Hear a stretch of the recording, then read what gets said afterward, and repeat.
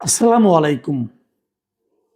প্রিয় দর্শক, আপনারা জানেন আমি বিভিন্ন সময়ে এই আমাদের নির্বাচন কমিশন নিয়ে নানা ধরনের সমালোচনা করি। অনেক দর্শক আমাকে এমনও বলেন যে নির্বাচন কমিশনের সঙ্গে কি আমার কোনো স্থায়ী শত্রুতা আছে কিনা, এবং তাদের নিয়ে কেন আমি এত তীব্র ভাষায় সমালোচনা করি। আমি আসলেই মনে করি, আমি আগে বহুবার বলেছি, আমি এই নির্বাচন কমিশনকে মোটেই এরকম একটা গুরুত্বপূর্ণ নির্বাচন অনুষ্ঠানের জন্য যোগ্য কমিশন বলে মনে করি না। আমি একাধিক কারণ উল্লেখ করেছি যে তারা যাদের রিটার্নিং অফিসার নিয়োগ করেছেন, বিভিন্ন জেলা প্রশাসক যারা আছেন, তারা এই যে হা না ভোটের জন্য একটা পক্ষে তারা প্রচারণা চালিয়েছে, এবং এই প্রচারণা চালানোর মাধ্যমে নির্বাচন কমিশনই বলেছে যে তারা দণ্ডনীয় অপরাধ করেছে। তাদের ব্যাপারে নির্বাচন কমিশন এখন পর্যন্ত কোনো শাস্তিমূলক ব্যবস্থাও গ্রহণ করে নাই।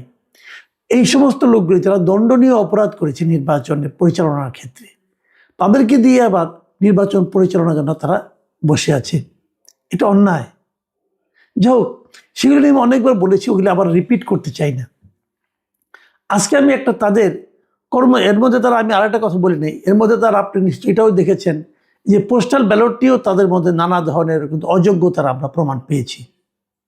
সর্বশেষ যে ঘটনাটা ঘটেছে বলে আমরা পত্রিকায় পেলাম, এই পত্রিকার এই রিপোর্টটার জন্য আমি দৈনিক প্রথম আলোকে ধন্যবাদ জানাচ্ছি, এবং প্রথম আলো দুইজন রিপোর্টার রিয়াদুল করিম এবং হাফিজুর রহমান, এই দুজনকে আমি বিশেষভাবে ধন্যবাদ দিচ্ছি, কারণ ওনারা অনুসন্ধান করে একটা রিপোর্ট করেছেন। এবং সেই রিপোর্টটা কি? সেই রিপোর্টটা হলো এই আসন্ন নির্বাচনে যে পর্যবেক্ষক নিয়োগ করা হবে, এই পর্যবেক্ষক নিয়োগের ক্ষেত্রে এই নির্বাচন কমিশন কি পরিমাণ অযোগ্যতার প্রমাণ দিয়েছে তার একটা বিষয়। এই গণভোট এবং জাতীয় সংসদ নির্বাচন, এটা পর্যবেক্ষণের জন্য আমাদের দেশের 81টি প্রতিষ্ঠানকে তারা অনুমোদন দিয়েছে। 81 এবং এই 81টা প্রতিষ্ঠানের মোট পর্যবেক্ষকের সংখ্যা হলো 55,500 মতো, 450-54 এরকম, মানে 55,000, অ্যাকুরেট ফিগার হলো 454 জন এদের পর্যবেক্ষক তারা থাকবে। আচ্ছা, এই পর্যবেক্ষকের কাজটা কি এটাকে বোঝার চেষ্টা করি আমরা। পর্যবেক্ষকের কাজ, যখন নির্বাচন হবে, তখন এই পর্যবেক্ষকরা ঘুরে ঘুরে দেখবে যে নির্বাচনটা কেমন হচ্ছে, এবং দেখার পর তারা কি দেখতে পেল সেটা লিখিত আকারে তারা পরবর্তী সময়ে নির্বাচন কমিশনকে অবহিত করবে। বলবে নির্বাচন ভালো হয়েছে, খারাপ হয়েছে, এই জায়গায় ভালো হয়েছে, ওই জায়গায় খারাপ হয়েছে, এই এলাকার 10টা কেন্দ্রে খারাপ হয়েছে, বাকি কেন্দ্রগুলিতে ভালো, এইরকম যা তারা দেখবে সেটা তারা রিপোর্ট করবে। তাহলে কি হবে? এই রিপোর্টগুলি করার জন্য তাদেরকে কিন্তু প্রত্যেকটা কেন্দ্রে যাওয়ার অধিকার দিতে হবে। তাহলে তারা কী করে বুঝবে? তারা সবগুলি কেন্দ্রে ঢুকতে পারবে, বেরোতে পারবে যখন তখন, তাদেরকে কেউ না করতে পারবে না। তার মানে এটা কিন্তু একটা বড় ক্ষমতা। বড় ক্ষমতা কেন? যারা নির্বাচন করে, ধরেন একটা জায়গায় 10 জন ক্যান্ডিডেট আছেন, এই 10 জন ক্যান্ডিডেট কিন্তু ওই এলাকার সবগুলি ভোট কেন্দ্রে নিয়মিত যেতে পারবেন তার ইচ্ছা অনুযায়ী। 1 নম্বর 2 নম্বর তার নিজস্ব একটা যানবাহন দিয়ে তিনি সব জায়গায় কেন্দ্রে ঘোরাঘুরি করতে পারবেন। এবং এই যে সব জায়গায় ঘোরাঘুরি করতে পারা, এটা কিন্তু একটা খুব প্রয়োজনীয় কাজ। এখন ধরেন একজন ক্যান্ডিডেট, সে একটা কেন্দ্রে আছে, ওই এলাকায় মনে করেন আপনার 40টা কেন্দ্র আছে, তা বাকি কেন্দ্রগুলো যদি তার কিছু লোক থাকতো যারা অন্য অন্য কেন্দ্রে যেতে পারতো, তাহলে তার জন্য একটা সুবিধা হতো। কারণ তার প্রতিপক্ষ কোনো অনিয়ম করছে কি করছে না এটা দেখার জন্য একটা লোক থাকতো। আপনি হয়তো বলবেন সব কেন্দ্রেই তো তার এজেন্ট আছে, থাকলেও কোনো কোনো জায়গায় হয়তো এজেন্টটা বেশি কিছু বলতে পারে না, দুর্বল এজেন্ট হয়ে যায়, কিন্তু সবগুলোতে যেতে পারার কিন্তু একটা আলাদা সুবিধা আছে।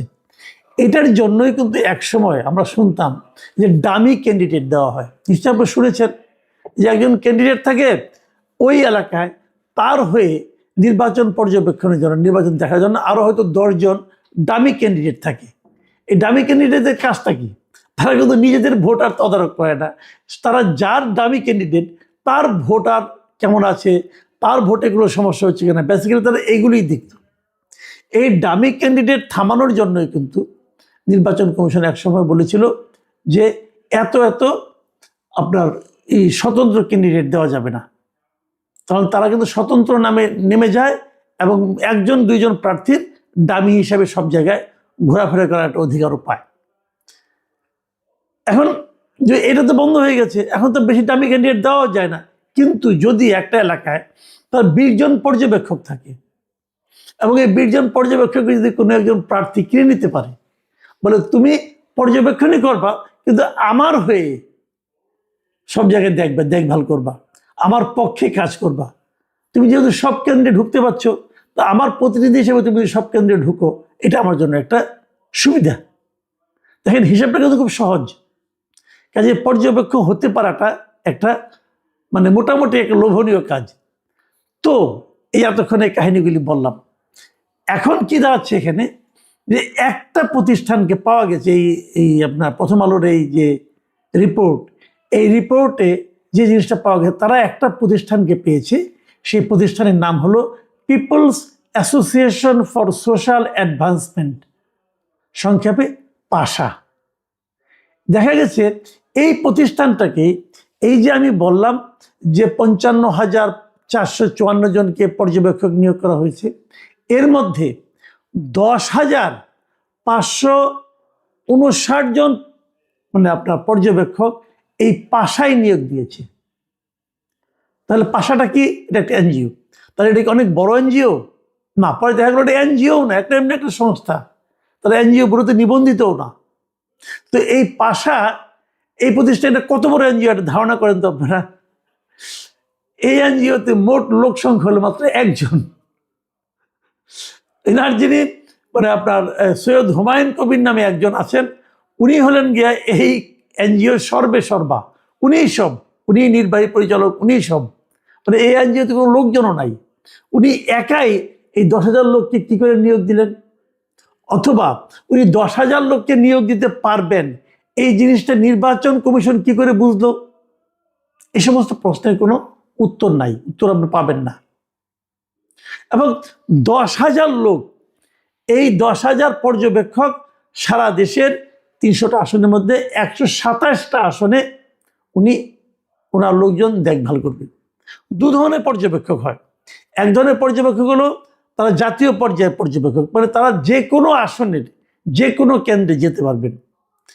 আরেক ধরনের পর্যবেক্ষক হলো একটা কেন্দ্রে, মনে করেন একটা আসনে নির্বাচনী এলাকায় হয়তো ওখানে ওনার মনে করেন 50 জন পর্যবেক্ষক আছে, ওই 50 জন কেবল ওই নির্বাচনী এলাকাতেই থাকতে পারবেন, তার বাইরে যেতে পারবেন না।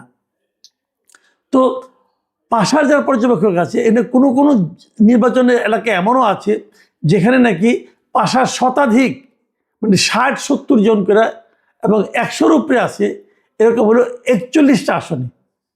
41টা আসনে পাশার প্রত্যেকটা আসনে 100 বা তার চেয়েও বেশি পর্যবেক্ষক আছে।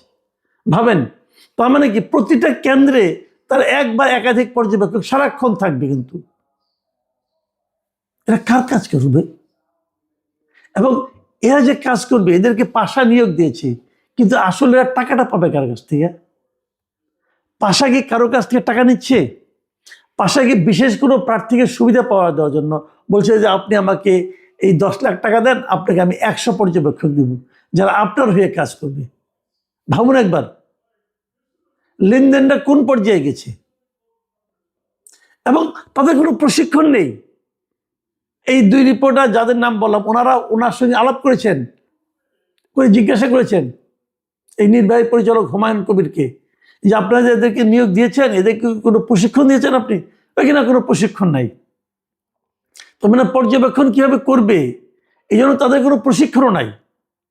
উনি বলেছেন এদের যারা দলনেতা থাকবে তাদের প্রশিক্ষণ দেওয়া হবে। দলনেতা আবার কি? মানে পুরা জিনিসটাই একটা ভয়ঙ্কর অনিয়ম, ভয়ঙ্কর দুর্নীতি। আপনারা যদি আরো একটু খুঁজেন, আমার মনে হয় আপনারা পেয়ে যাবেন যে বিশেষ কোনো একটা দলকে বিশেষ সুবিধা দেওয়ার জন্যই কি এদের নিয়োগ দেওয়া হয়েছে? এত মেটিকুলাস ডিজাইন পর্যবেক্ষকদের মধ্যেও ভাবা যায়? দেখেন নির্বাচন কমিশন করেছে কি, নির্বাচন কমিশন শুরুতে আগের নির্বাচনগুলোতে যারা নাকি পর্যবেক্ষক ছিল তাদের সবগুলি প্রতিষ্ঠানকে বাতিল করে দিয়েছে। এখন বাতিল করে দিয়ে নতুন যখন তারা পর্যবেক্ষক নিয়োগ করতে চেয়েছে, যে কোথায় পাবে এত পর্যবেক্ষক? নির্বাচন আসে 5 বছর 6 বছর পর পর একটা করে। এত পর্যবেক্ষক কি এখানে আছে? নাই। তখন তারা এরকম জোড়াতালি দেয়া এখান থেকে ওইখান থেকে নিয়ে তারা এই কাজগুলি করেছে।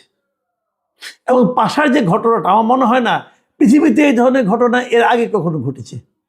এটা এই নির্বাচন কমিশন ঘটিয়ে আমাদেরকে দেখালো যে তারা কি পারে। এই স্ক্যান্ডালের শেষ কোথায় আমি জানি না, ভালোভাবে খুঁজলে হয়তো দেখা যাবে যে আরো এরকম অনেক আছে। এরকম পেয়ে যাবেন আপনারা। এই যে 81টা সংস্থা, ভালো মতো খুঁজলে কি পাওয়া যাবে আল্লাহ জানে। সংস্থা আরো বেশি ছিল, ওটাকে বাদ দিছে কিছু, 2 দফায় তারা নিয়োগ দিচ্ছে আর কি। পাশাপাশি প্রথম দফায় ছিল না, পরের দফায় তাদের নামটা আসছে। তো এভাবেই নির্বাচন হচ্ছে এবং এই নির্বাচনটাকে আমাদের প্রধান উপদেষ্টা এরই মধ্যে বলেছেন এটা হবে ইতিহাসের শ্রেষ্ঠ নির্বাচন। আল্লাহ রহম করুক। প্রিয় দর্শক, এখানে পর্যন্তই। আল্লাহ হাফিজ।